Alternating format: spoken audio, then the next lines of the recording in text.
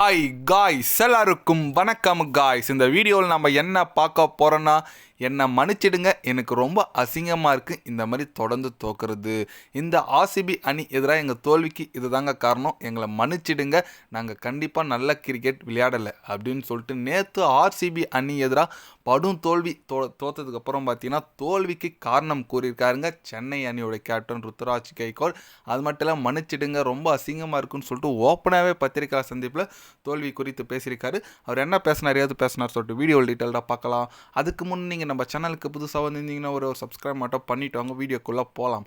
ஆமாங்க, ருத்ராஜ் கைக்வாட் அவர் என்ன சொன்னார் கேட்டிங்கன்னா, கண்டிப்பாக இந்த தோல்வி எங்களால் ஏற்றுக்கவே முடியலைங்க. எங்கள் பவுலர்ஸ் ரொம்ப ரன்னு கொடுத்துட்டாங்க தான் நாங்கள் நினைக்கிறோம். நான் இந்த பிச்சுக்கு 200-210 போனால் கண்டிப்பாக சேஸ் பண்ணலாம். ஒரு நல்ல ஒரு மோட்டிவேஷனில் தான் நான் டாஸ் வின் பண்ணி போலிங் எடுத்தேன். ஆனால் 40 ரன் அதிகமாக கொடுத்துருக்காங்க எங்கள் பந்து வீச்சாளர்கள். இருந்தாலும் நாங்கள் நல்லா போராடி இருக்கணும். என்னோடய பேட்டிங் ரொம்ப சொதப்பலாக இருக்குது. தோல்விக்கு அது காரணமாக நான் பார்க்குறேன். உண்மையாக என்னை மன்னிச்சிடுங்க, அடுத்த போட்டி நான் நல்லா பண்ணணும்னு நினைக்கிறேன். அது மட்டும் இல்லாமல் சஞ்சு சாம்சன் ஓப்பனிங்கில் நாங்கள் 2 பேர் யாராச்சும் ஒருத்தர் நின்னா மட்டும்தான் மேட்ச் ஜெயிக்க முடியும்னு சொல்லிட்டு ஒரு நல்ல ஒரு மைண்ட் செட்டில் தான் இறங்குறோம். பட் எங்களால் அது எக்ஸிக்யூட் பண்ண முடியல. எனக்கு ரொம்ப ரொம்ப கஷ்டமாக இருக்குது. ஆர்சிபி அணி ரொம்ப நல்லா பந்து வீசினாங்கன்னு சொல்லாங்க. டீம் டேவிட்டோட பேட்டிங் தான் எங்கள் அணியோட டிஃப்ரென்ஸ் தான் நான் நினைக்கிறேன்.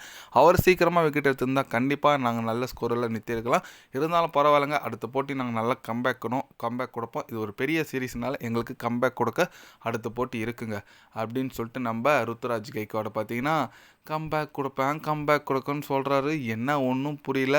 கண்டா வர சொல்லுங்க, அந்த மாதிரி நம்ம தோனியை இப்போ வர சொல்லி ஆகணும்னு சொல்லிட்டு நிறைய பேர் ரீல்ஸ் தள்ளி விட்டுட்ருக்காங்க. ஏன்னா நம்ம தோனி இல்லாமல் சென்னை அணி பார்த்தா ரொம்ப ரொம்ப வீக்காக இருக்கிற மாதிரி இருக்குங்க. ஏன்னா ஒரு பிளேயிங் லெவலே செட் ஆகலை, போலிங் செட் ஆகலை, பேட்ஸ்மேன் யாருமே ஆட மாட்டுறாங்க. என்ன பண்ணுறதுன்னே தெரில. என்ன தான் ஐபிஎல் ஆக்ஷனில் பண்ணாங்கன்னு சொல்ல தெரில நம்ம சிஎஸ்கே. ஆனால் பெங்களூர் சொல்லி ஆகணுங்க. லாஸ்ட் முறை கோப்பை வென்றாங்க. அதே மொமெண்டம், அதே ஒரு எனர்ஜியோட இந்த ஐபிஎல் சீசனும் சூப்பராக ஆரம்பிச்சிருக்காங்கன்னு சொல்லுங்க. தொடர்ந்து 2 கப் அடிச்சிருவாங்களோ அப்படின்னு சொல்லிட்டு சிஎஸ்கே ஃபேன்ஸுக்கு நிறைய பேருக்கு ஒரு எதிர்பார்ப்பு, அடிக்கூடாதுன்னு ஒரு எதிர்பார்ப்பு இருக்குது. பொறுத்து வந்து பார்க்கலாங்க. நீங்கள் சொல்லுங்கள், நம்ம சென்னை அணியோடைய படு தோல்விக்கு தொடர்ந்து 3 மேட்ச் தோற்றுருக்காங்க. இதுக்கு மேலேயும் சென்னை அணி பிளே ஆஃப்ஸுக்கு வருமானு கேட்டால் கண்டிப்பாக சந்தேகம் தான். ஏன்னா அந்தளவுக்கு தான் போயிட்டுருக்கு. அதனால் நீங்கள் சொல்லுங்கள், சென்னை அணி பிளே ஆஃப்ஸுக்கு வருமா, இல்லை என்ன மாதிரி சேஞ்சஸ் பண்ணணும், தோனி வந்தால் என்ன மாதிரி முடிவுலாம் எடுக்கணும், உங்களோட கருத்துக்கள் என்னன்னு சொல்லிட்டு மறக்காமல் கமெண்டில் கொஞ்சம் சொல்லுங்கள். இது போன்ற ஸ்போர்ட்ஸ் யூஸாக தெரிஞ்சுக்கணுன்னா சேனலை சப்ஸ்கிரைப் லைக் ஒன்று பண்ணிக்கோங்க. கண்டிப்பாக day by day channel update வரும்.